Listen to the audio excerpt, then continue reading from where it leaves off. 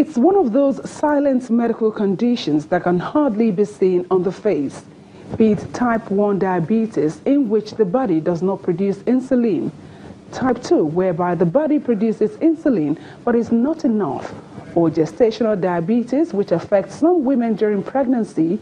Diabetes is all about too much glucose in the blood. Type 1 diabetes, which starts early in childhood and arising from destruction of pancreas, an organ that secretes insulin, is damaged early in childhood, and the person depends on insulin for life. That one previously was called insulin-dependent diabetes mellitus. But the one we are focusing is the one that affects adults, that is triggered by a number of lifestyle measures, like somebody being overweight, lack of activity, sedentary lifestyle. When we talk about modifiable risk factors and non-modifiable risk factors, you can't do anything about your family history. You can't do anything about your age, because as you get older, the prevalence increases. But you can do something about your weight. You can do something about what you eat. You can do something about exercising. And then we also notice that people who have conditions like high blood pressure and raised cholesterol are also at an increased risk of having diabetes. There are signs that you don't want to experience before you get screened for diabetes. Both type 1 and type 2 diabetes have similar symptoms, which, if left unattended to, can result in some complications. These include frequent urination, increased thirst, blurred vision, unexplained weight loss, slow healing sores, and high blood pressure. The danger is that early in the disease, you feel nothing. You feel nothing. That's why it's called a silent killer, because it will be in the body for 5 to 10 years, causing subtle damage, which will accumulate eventually to start to give the symptoms. Talking about complications of diabetes, the complications of diabetes affect every organ, every system, from the head, the brain, from stroke to blindness, cataract, to heart problem, to kidney failure, to peripheral vascular disease, to amputations.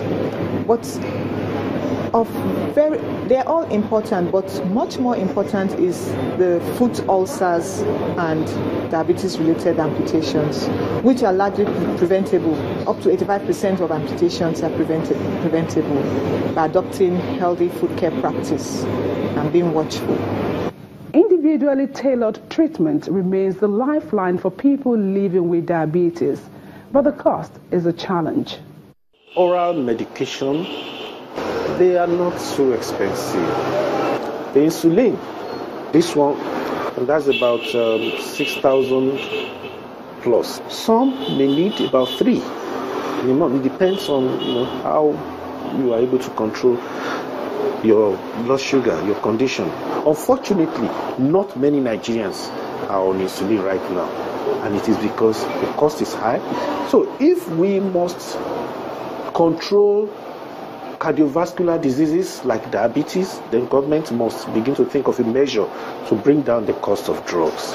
Well, the government can do a lot through subsidization of the cost, asking them to go for health insurance, and actually helping them through health insurance.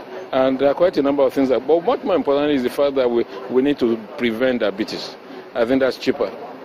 It is said that prevention is certainly better than cure, while risk factors such as genetics and age are not adjustable. Healthy diet, regular physical activity, maintaining a normal body weight, and avoiding tobacco use can prevent or delay the onset of type 2 diabetes. Also, blood sugar levels should be regularly checked so that any trace of diabetes can be detected and for early management of the condition to begin.